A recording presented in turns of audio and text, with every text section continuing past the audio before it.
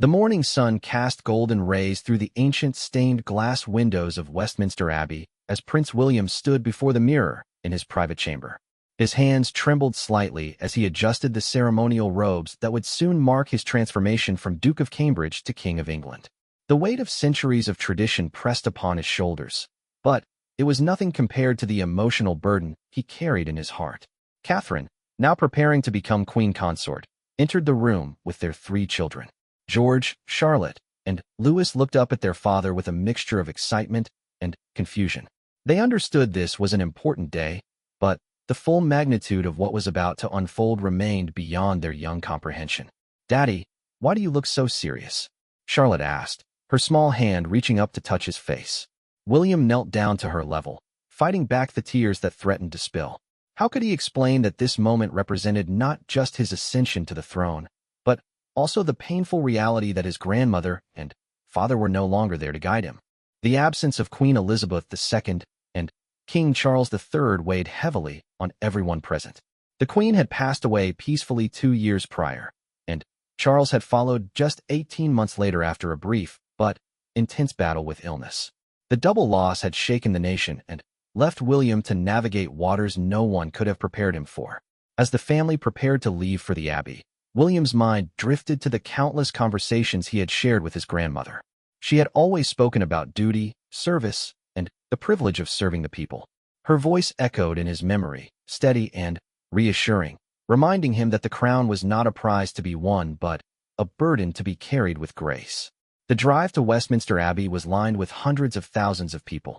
Faces pressed against barriers, Union Jacks waved enthusiastically, and cheers erupted as the royal convoy passed. But William noticed something else in the crowd: the tears, the emotional expressions, the signs remembering his grandmother and father. This wasn't just a celebration. It was a collective moment of mourning and hope intertwined. Inside the Abbey, dignitaries from around the world had gathered.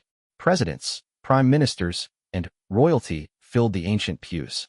The Archbishop of Canterbury stood ready to perform the ceremony that would officially make William the king.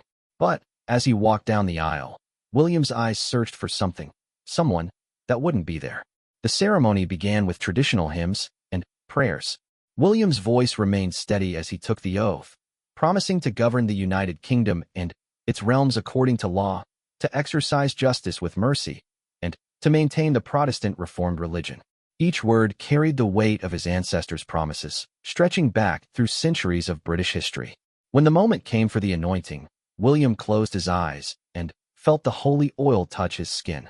In that sacred instant, he wasn't thinking about power or prestige. Instead, his mind was filled with memories of his mother, Princess Diana, who had taught him compassion.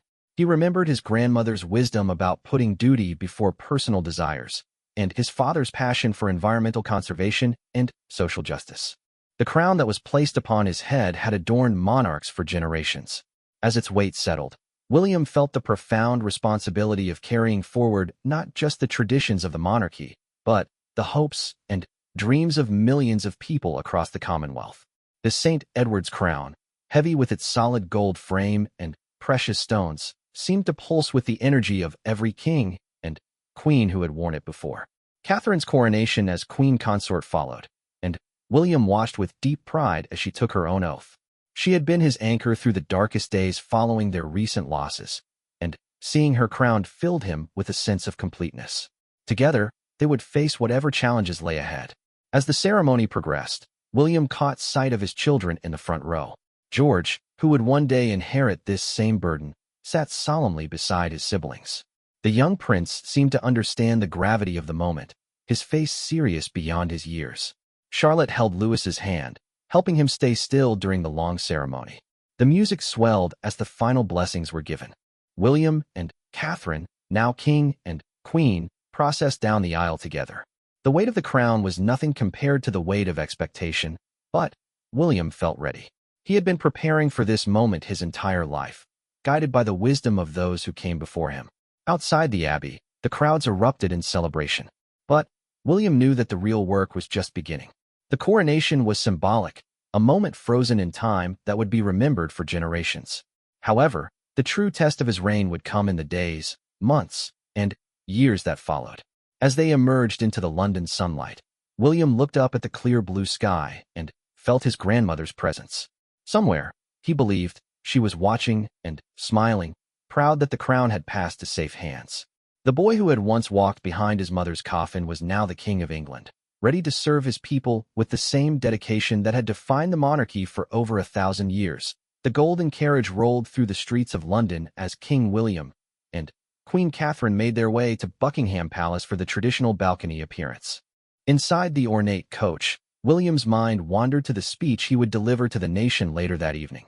He had spent weeks crafting words that would honor his predecessors while charting a course for the future. The crowds lining the Mall were unprecedented in size. Police estimated over 2 million people had gathered in London alone to witness this historic moment. Many had camped overnight, wrapped in sleeping bags decorated with images of the royal family. Children sat on their parents' shoulders, waving miniature flags, while elderly spectators dabbed at their eyes with handkerchiefs. Among the crowd was Margaret Harrison, an 89-year-old woman who had attended Queen Elizabeth II's coronation in 1953 as a young mother. She had brought her great-granddaughter, Sophie, to witness this moment. "I never thought I'd see another coronation in my lifetime," she whispered to Sophie, her voice cracking with emotion. "Your Queen Elizabeth was like a mother to us all. Now we must give King William the same love and support." As the carriage approached the palace, William noticed a group of military veterans standing at attention, their medals gleaming in the afternoon sun. These men and women had served under 3 monarchs, and their weathered faces told stories of dedication and sacrifice. He made a mental note to ensure their service would be properly honored during his reign. The palace courtyard was filled with carefully selected representatives from across the Commonwealth. Maori warriors from New Zealand performed a traditional haka, their powerful chants echoing off the palace walls. Canadian Mounties sat proudly on their horses, while Australian Aboriginal elders held ceremonial didgeridoos. This was more than a British coronation. It was a celebration of the diverse family of nations that looked to the crown for unity. Inside the palace, the newly crowned king and queen were greeted by palace staff who had served the royal family for decades. Many of these loyal servants had worked under Queen Elizabeth II and had mourned her passing as deeply as any family member. Their tears of joy at seeing William crowned were mixed with grief for those who were no longer there to witness this moment. Mrs. Angela Kelly, who had been the Queen's personal dresser and confidant, approached King William with a small wrapped package. Her hands shook as she spoke. "Your Majesty, Her late Majesty asked me to give this to you on your coronation day. She said you would know when to open it." William accepted the package with trembling hands, recognizing his grandmother's distinctive handwriting on the envelope. He carefully tucked it into his robes, knowing that whatever message it contained would have to wait for a private moment. The weight of her final words to him felt heavier than the crown itself. The balcony appearance was a tradition dating back centuries, but, for William, it represented something deeply personal. As he stepped onto the famous balcony overlooking the Mall, the roar of the crowd was deafening. 2 million voices rose as one, cheering for their new king and queen. The sound was overwhelming, a wall of human emotion that crashed over the royal couple. Catherine stood beside him, radiant in her coronation gown, holding Prince Louis while George and Charlotte waved to the crowd below. The sight of the royal children brought fresh cheers from the assembled masses. These were the faces of the monarchy's future, and the people embraced them with open hearts. But it was what happened next that would be remembered for generations. As William stood at the front of the balcony, acknowledging the crowd's enthusiasm, his composure finally began to crack. The emotion of the day, the weight of his new responsibilities, and the absence of his beloved grandmother all crashed together in a moment of pure human vulnerability. A single tear rolled down King William's cheek as he looked out at his people. The cameras captured the moment, and within seconds, it was being broadcast to millions of viewers around the world. This wasn't the stoic, reserved monarch that tradition demanded. This was a son, a father, and a man overwhelmed by the magnitude of the moment. The crowd's response was immediate and profound. Instead of the formal cheers expected at such events, a wave of compassionate silence swept through the Mall. Then, spontaneously, voices began to sing "God Save the King." But this wasn't the triumphant anthem typically heard at royal events. It was soft, gentle, almost like a lullaby sung by 2 million voices to comfort their new monarch. Queen Catherine noticed her husband's emotional state and discreetly took his hand, squeezing it gently. The gesture was small but powerful, reminding William that he wasn't alone in carrying this burden. Together, they would face whatever challenges lay ahead. Among the crowd, countless individuals were moved to tears by their king's display of genuine emotion. Sarah Matthews, a nurse from Birmingham who had worked tirelessly during the recent pandemic, felt a deep connection to the man who would now lead her country. "He's showing us that it's okay to feel," she told her friend through her own tears. "After everything we've all been through, we need a leader who understands what it means to grieve and hope at the same time." The moment stretched on, with William gathering his composure while his people showed their love and support. When he finally spoke, his voice carried clearly across the mall despite the emotion that threatened to overwhelm him. "My people," he began, his words amplified by speakers throughout the crowd. "Today marks not just the beginning of my reign, but the continuation of a promise made by generations of monarchs before me. I promise to serve you with the same dedication, love, and unwavering commitment that my grandmother showed for over 70 years. The crowd responded with another wave of cheers, but many were wiping tears from their eyes. This wasn't just political rhetoric. It was a heartfelt promise from a man who understood the weight of the crown both symbolically and personally. As the royal family retreated from the balcony, William knew that this moment would define the early days of his reign. He had shown his humanity at the very moment he assumed the highest office in the land, and his people had responded with love rather than judgment. It was a foundation upon which he could build a monarchy that was both traditional and deeply human. The evening banquet at Buckingham Palace brought together world leaders, but the atmosphere was markedly different from the formal state dinners of previous eras. King William had specifically requested a more intimate setting, wanting to honor not just those in power, but ordinary citizens who had made extraordinary contributions to their communities. Among the guests was Dr. Amelia Rodriguez, a teacher from a struggling inner-city school who had revolutionized education in her community. She sat next to the Prime Minister of Canada, equally valued at the new King's table. Across from her was James Thompson, a former homeless veteran who now ran a charity helping others transition back to civilian life. These were the people William wanted to celebrate, those who embodied the values he hoped to champion as king. During the dinner, William excused himself briefly and retreated to his private study. Finally, alone, he carefully opened the package his grandmother had left for him. Inside was a simple leather journal, worn with age, and a letter in Queen Elizabeth's familiar handwriting. "My dearest William," the letter began, "if you are reading this, then the crown has passed to you, and I am watching proudly from wherever monarchs go when their earthly service ends.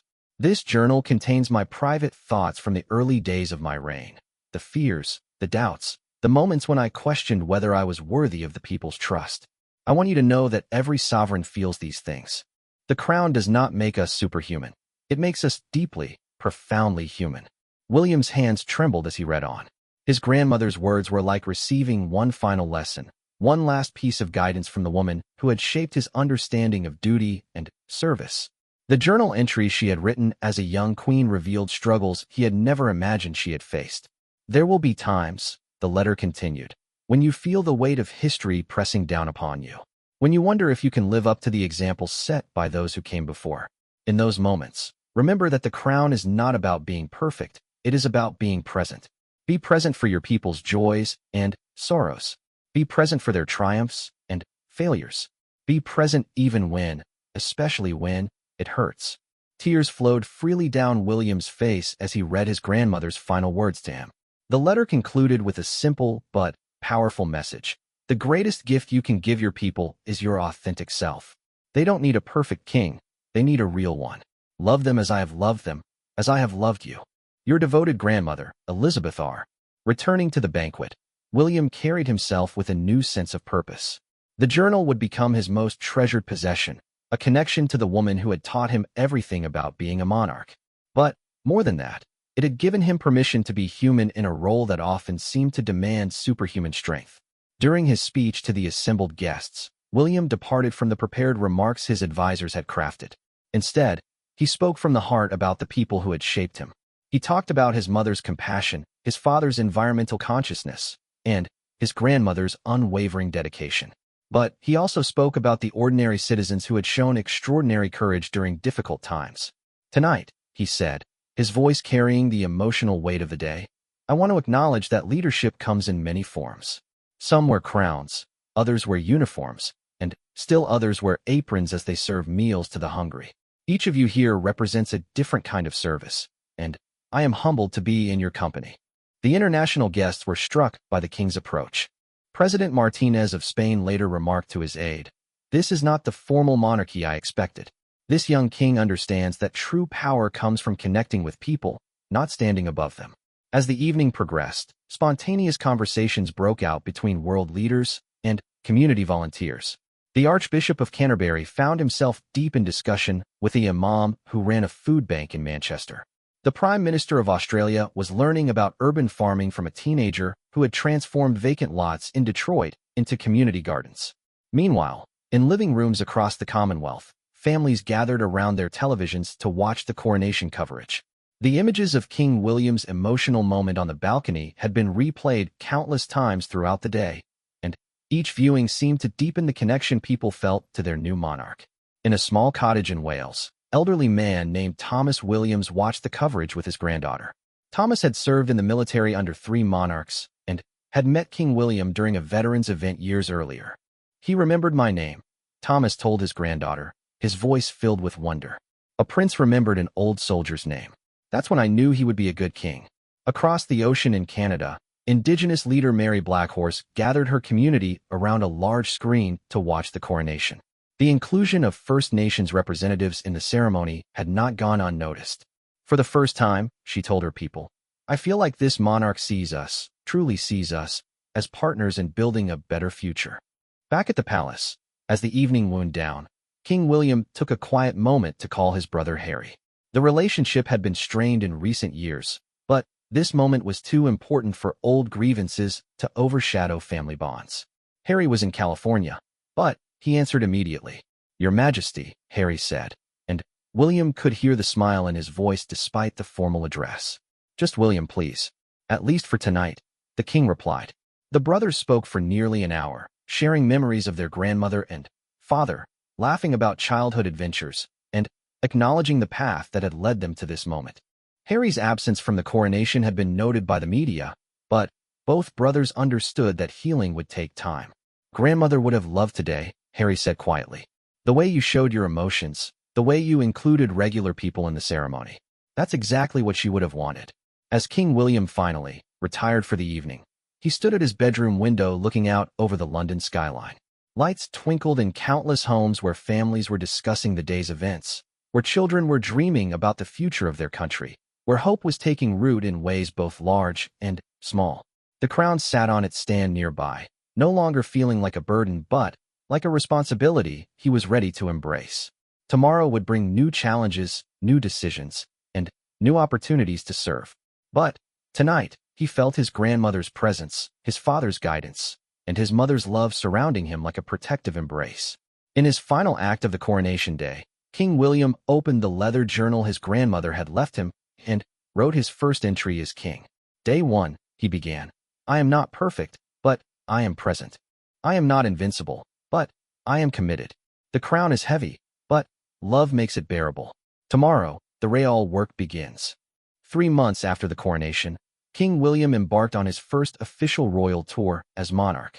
But this wasn't the traditional state visit filled with formal dinners and ribbon cuttings. Instead, he had chosen to visit some of the most disadvantaged communities across the United Kingdom, starting with a housing estate in Glasgow that had been struggling with poverty and unemployment for decades. The decision had surprised his advisors, who had recommended beginning with more prestigious venues. However, William remembered his grandmother's journal entry about a similar choice she had made early in her reign, when she chose to visit flood victims instead of attending a society gala. "The crown belongs to all the people," she had written, "especially those who need hope the most." As the royal convoy pulled up to the Gorbals housing estate, hundreds of residents had gathered despite the grey Scottish morning. Many had been skeptical about the visit, wondering if it was just another photo opportunity for the new king. But when William stepped out of the car, something unexpected happened. Instead of the formal receiving line his security team had organized, a small girl broke through the crowd. 7-year-old Emma MacLeod, whose father had been unemployed for 2 years, ran directly to the king with a handmade card clutched in her tiny fist. The security detail moved to intercept, but William held up his hand, stopping them. He knelt down to Emma's level, accepting the crayon drawing she thrust toward him. The card showed a stick figure wearing a crown standing next to another stick figure labeled, "Emma's dad, needs job please." "What's your name, sweetheart?" William asked, his voice gentle. "Emma," she replied shyly. "My mummy said you might be able to help my daddy find work. He's really good at fixing things, but nobody will hire him." The crowd fell silent, watching this unscripted moment unfold. William looked at the simple drawing, feeling the weight of this child's hope and her family's struggle. This was exactly why he had come here, not for ceremonies or speeches, but for moments like this. "Where's your daddy now, Emma?" William asked. The little girl pointed to a man standing at the back of the crowd, clearly embarrassed by his daughter's bold approach to the king. David McLeod, a skilled electrician who had been out of work since his company closed, looked mortified that his personal situation had become so public. William stood and walked through the crowd toward David, with Emma skipping beside him. The other residents parted, creating a path between the king and the unemployed father. When William reached David, he extended his hand for a firm handshake. "Your Majesty, I'm so sorry," David began. "Emma doesn't understand about protocols, and Emma understands perfectly," William interrupted. "She understands that sometimes we all need help, and there's no shame in asking for it. Tell me about your work experience." For the next 20 minutes, William engaged David in a detailed conversation about his skills, his job search efforts, and the barriers he had encountered. Other residents began sharing their own stories: single mothers struggling to make ends meet, elderly people choosing between heating and eating, young people with no hope for the future. Mrs. Agnes Campbell, who had lived in the estate for 40 years, approached the king with tears in her eyes. "Your Majesty," she said, her Scottish accent thick with emotion, "we never thought anyone cared about us here. We see the politicians during election time, but then they disappear. You actually came to listen." William spent the entire day in the community, visiting families in their homes, sitting in their kitchens, listening to their stories. In one apartment, he met Sandra Mitchell, a single mother of 3 who worked 2 jobs but still couldn't afford proper winter clothes for her children. In another, he sat with elderly couple Robert and Mary Henderson, who had been married for 60 years but were now facing eviction due to rising rents. The media coverage of the visit was unlike anything the royal family had experienced before. Rather than focusing on William's clothes or the formal aspects of the tour, journalists found themselves reporting on the real lives and struggles of ordinary people. The image of the king sitting at Sandra's kitchen table, helping her youngest son with his homework while discussing her work schedule, appeared on front pages around the world. But it was what happened next that truly captured hearts and minds globally. Instead of simply moving on to the next location, William announced that he would be establishing a special task force to address the specific issues he had encountered during his visit. Within a week, David McLeod received 3 job offers from electrical contractors who had been inspired by the king's visit. The Royal Estate's facilities management team reached out directly, offering him a position maintaining the electrical systems at several royal properties. Sandra Mitchell received a call from a child care charity that offered to help with after-school programs for her children, allowing her to transition from 2 part-time jobs to 1 full-time position with benefits. The elderly couple facing eviction found their case taken up by a housing advocacy group that had been motivated by the king's attention to their plight. Word of these follow-up actions spread quickly through social media and traditional news outlets. This wasn't just a symbolic royal visit. It was creating real change in real people's lives. The hashtag King William Cares began trending globally as people shared stories of how the king's approach was inspiring action in their own communities. During his next stop in Birmingham, William visited a food bank that served over 300 families each week. The volunteers there were amazed when he rolled up his sleeves and spent hours packing food parcels, learning about the complex factors that drove people to need such assistance. Among the volunteers was Dr. Rashid Ahmed, a Pakistani immigrant who had become a successful physician but chose to spend his free time helping others. "Your Majesty," Dr. Ahmed said as they worked side by side, "my family came here with nothing 50 years ago. This country gave us opportunities we never could have imagined. Seeing you here, working alongside us, shows that the promise of Britain is still alive." That evening, as William returned to London, he reflected on the day's experiences during a private moment with Catherine. "I understand now what grandmother meant in her journal," he told her. "Being king isn't about being above the people, it's about being among them." Catherine, who had spent the day visiting youth centers and speaking with young people about mental health, nodded in understanding. The children I met today didn't want to hear about royal traditions or constitutional duties, she said. They wanted to know that someone in authority actually cared about their futures. The couple spent that evening reading letters and emails that had poured in from around the world. Messages came from political leaders, celebrities, and ordinary citizens, all expressing amazement at the new approach to monarchy they were witnessing. But the most meaningful correspondence came from the communities William had visited. Little Emma McLeod had sent another drawing, this one showing her father in work clothes with a big smile, standing next to a stick figure king. "Thank you for helping my daddy," her note read. "You are the best king ever." As William prepared for bed that night, he opened his grandmother's journal and read one of her early entries. "Today I learned that the crown is not a barrier between me and my people. It is a bridge," she had written. "Every time I choose to cross that bridge, to really see and hear my subjects, I understand better what it means to serve." William picked up his pen and added his own entry. "Today I crossed the bridge grandmother wrote about. On the other side, I found not subjects to rule, but people to serve. Tomorrow, I cross it again." The traditional monarchy was evolving into something unprecedented, an institution that maintained its dignity and constitutional role while becoming genuinely accessible to those it served. And, around the world, people were taking notice of what real leadership could look like when it combined authority with authentic compassion. 1 year had passed since the coronation that moved millions to tears, and the transformation of the monarchy under King William's leadership had exceeded everyone's expectations. The anniversary was marked not with grand parades or formal ceremonies, but with a quiet revolution that had touched lives across the Commonwealth and beyond. The most profound change could be seen in Buckingham Palace itself. Every Tuesday morning, the king held open palace hours, where ordinary citizens could bring their concerns directly to him. The throne room had been transformed into a comfortable meeting space with simple chairs arranged in a circle. Gone were the formal barriers that had traditionally separated monarch from subject. On this particular Tuesday, the assembled group included Maria Santos, a nurse practitioner from Manchester who had developed an innovative approach to community health care, James Wright, a teacher who had created a literacy program that was transforming inner-city education, and Sarah Phillips, a young environmental scientist whose research on renewable energy had caught the king's attention. But the most remarkable presence in the room was 89-year-old Rose Thompson, who had been homeless for 3 years after losing her pension savings to a financial scam.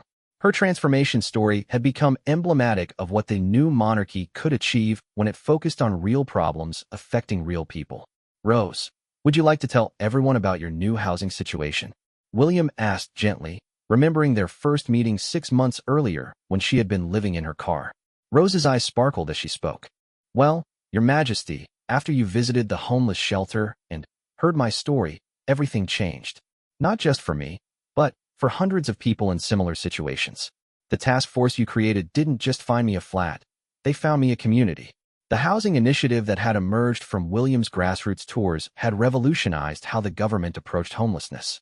Instead of temporary fixes, the program focused on creating sustainable communities where people could rebuild their lives with dignity.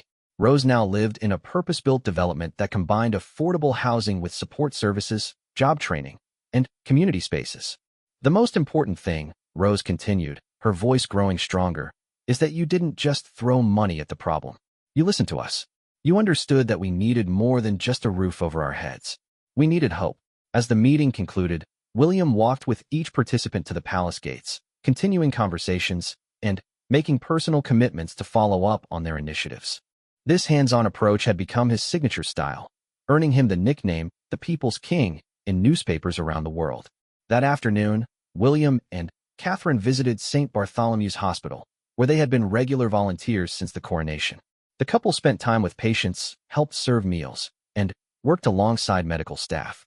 Their presence had initially been disruptive, but over months of regular visits, they had become part of the hospital community. Dr. Patricia Mbeki, the head of pediatric oncology, had initially been skeptical of royal visits to her department. "I thought it would be another photo opportunity," she later admitted to colleagues. "But when I saw King William sitting on the floor reading stories to children receiving chemotherapy, when I watched Queen Catherine hold a crying mother whose child was fighting for life, I realized this was something entirely different." The royal couple's work at the hospital had inspired a network of similar initiatives across the Commonwealth.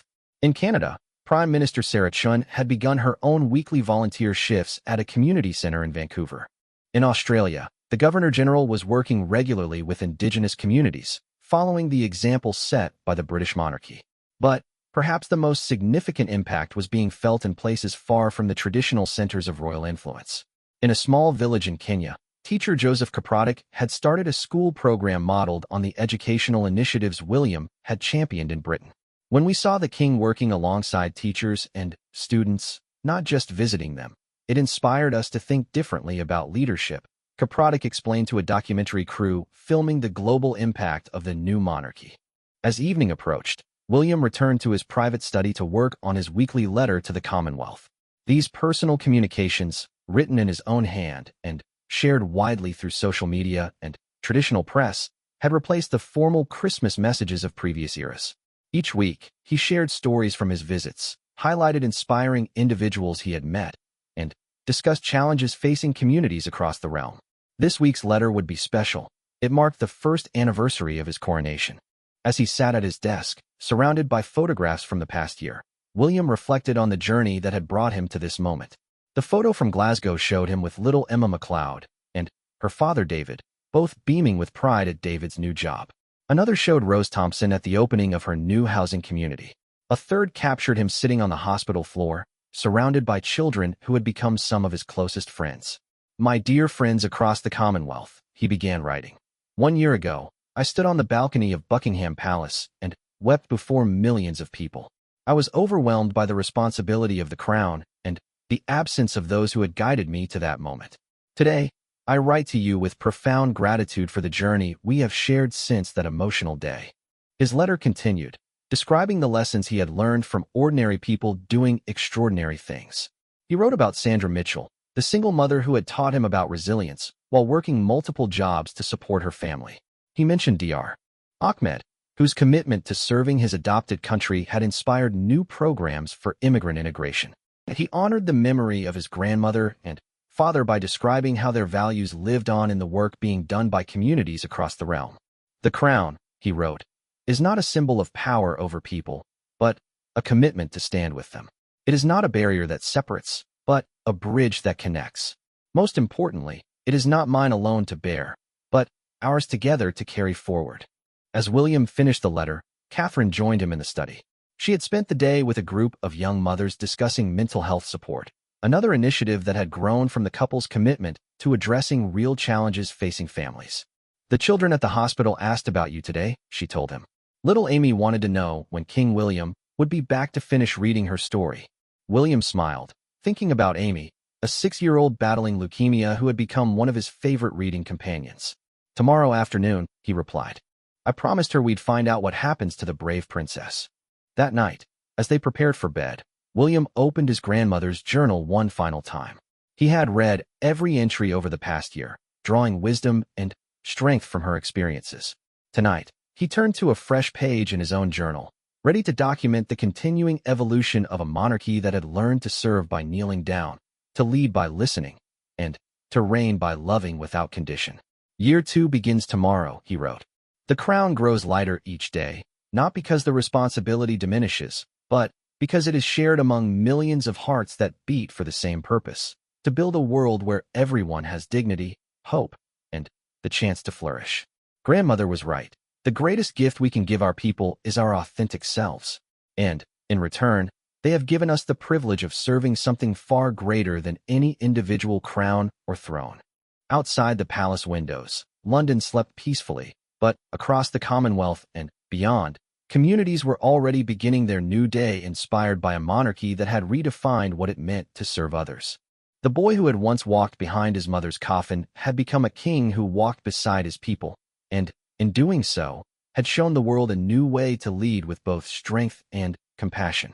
The coronation surprise that had reduced millions to tears had evolved into a year of service that had lifted millions with hope. And, as King William closed his journal and prepared for whatever tomorrow would bring, he knew that the best chapters of his reign were still waiting to be written.